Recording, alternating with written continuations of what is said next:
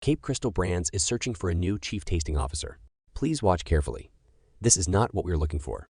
And here we have our first candidate, mastering the ancient art of culinary warfare, a true expert in launching mini-food missiles.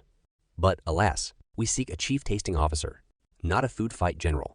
Behold, the Michelangelo of mashed potatoes, a maestro of food manipulation. She crafts edible masterpieces that are a feast for the eyes, but ugh, not for the taste buds. Impressive, but not what we're aiming for.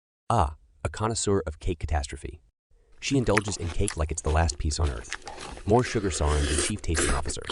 A tad too much passion, perhaps. Here, we have the undisputed queen of the snack time orchestra, producing a symphony of crunches that rivals a construction site. But we're searching for finesse, not decibel levels. Witness the snacking cyclone, a marvel of speed and efficiency, transforming snacks into sustenance faster than a caffeinated squirrel.